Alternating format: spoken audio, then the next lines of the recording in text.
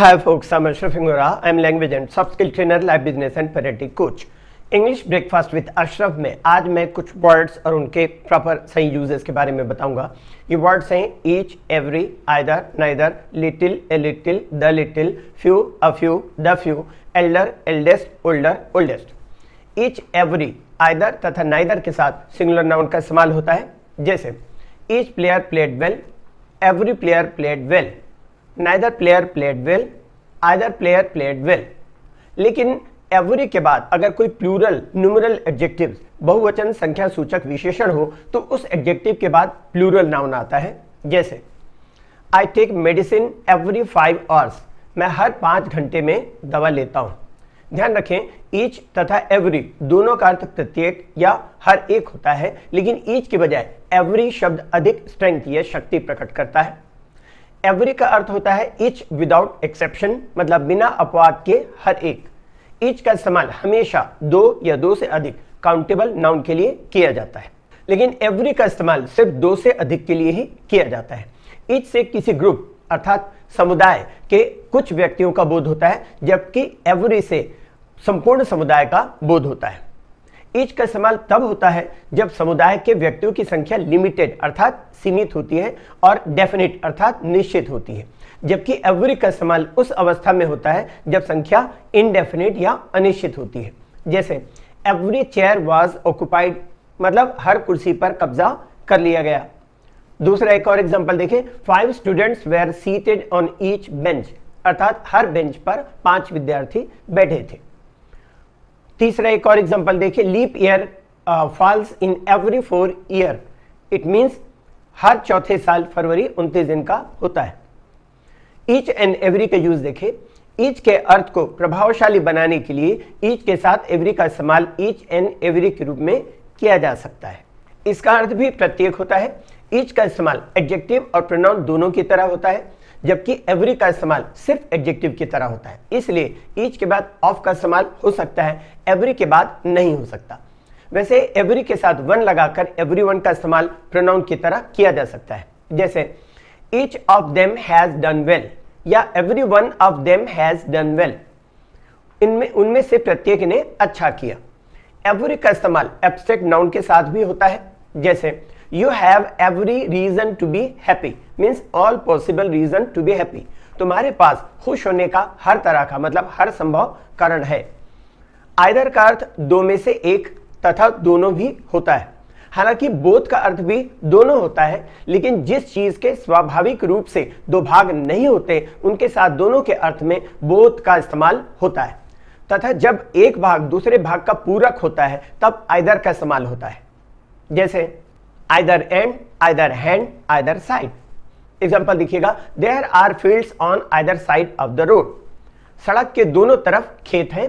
एक और एग्जाम्पल देखिएगा, my both sons sing well, मेरे दोनों बेटे अच्छा गाते हैं। आइदर का इस्तेमाल किसी प्रोनाउन अस, देम, हिज एटसेट्रा के पहले या डिटरमाइनर्स के पहले करते हैं, जैसे I don't like either of them, इसका मतलब मैं उनमें से किसी को भी पसंद नहीं करता। एक और एग्जांपल देखिएगा, either of his sons are fat, इसका मतलब उसके दोनों बेटों में से प्रत्येक बेटा मोटा है। फिर देखिएगा use little, a little, the little. Little, a little, the little के साथ हमेशा सिंगुलर अनकाउंटेबल नाउन का इस्तेमाल होता है। लिटिल का अर्थ होता है नॉट मच, नहीं के बराबर, इसलिए लिटिल से निगेटिव अर्थ व्यक्त होता है, जैसे I have little interest in politics, मुझे राजनीति में कोई रुचि नहीं है। ए लिटिल का अर्थ होता है थोड़ा सा या थोड़ा बहुत, इसका इस्तेमाल पॉजिटिव अर्थ में होता है, जैसे I have a little interest in politics, इसका मतलब होता है मुझे राजनीति में थोड़ी रुचि है। द लिटिल का अर्थ होता है जो कुछ थोड़ा या थोड़ा बहुत, not much but all that is, जैसे he spilled the little milk he had, उसके पास जो कुछ थोड़ा दूध था उसने गिरा दिया। फिर यूज देखें, few, a few, the few. Few, a few, the few के साथ प्लूरल काउंटेबल नाउन का इस्तेमाल होता है। फ्यू का अर्थ होता है नहीं के बराबर, नॉट मेनी, हार्डली एनी, और इसका अर्थ निगेटिव होता है, जैसे एग्जांपल देखें, few people are honest in this world, इसका मतलब बहुत ही कम, मतलब नगण्य के बराबर, बहुत ही कम लोग इस दुनिया में ईमानदार हैं। अ फ्यू का अर्थ होता है कुछ तथा इसका इस्तेमाल पॉजिटिव अर्थों में होता है।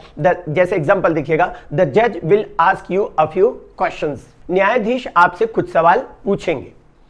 एक और एग्जांपल देखें, I lost the few books I had, इसका मतलब मेरे पास जो कुछ थोड़ी किताबें थी मैंने खो दिया। फिर देखिएगा फ्यूवर, लेस और लेसर। लेस लिटिल का कंपैरेटिव है और फ्यूवर जो है वो फ्यू का कंपैरेटिव है।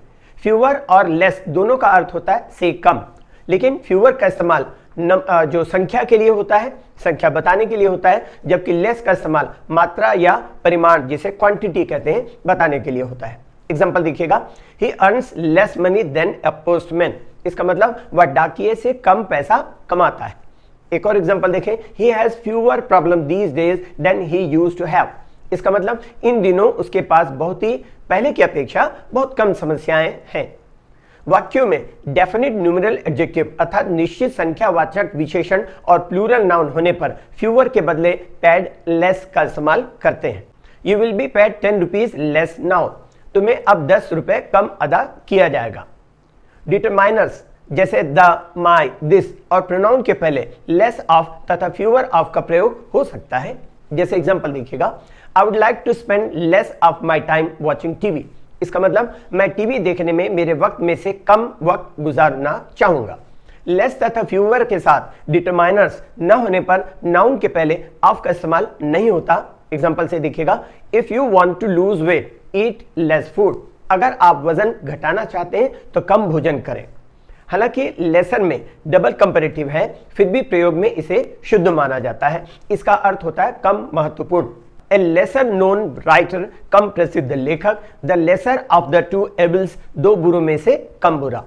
Then elder and eldest, older and oldest, इनके यूजेस देखें। एल्डर तथा एल्डेस्ट का इस्तेमाल वरिष्ठता बताने के लिए और एक ही परिवार के बीच में उम्र बताने के लिए होता है, जबकि ओल्डर और ओल्डेस्ट का इस्तेमाल अन्य वस्तुओं और व्यक्तियों के लिए होता है। एल्डर और एल्डेस्ट के बाद देन का इस्तेमाल नहीं होता, जबकि ओल्डर और ओल्डेस्ट के बाद देन का इस्तेमाल होता है या हो सकता है। जैसे एग्जांपल देखिएगा, Hanif is my elder brother, Hanif मेरे बड़े भाई हैं।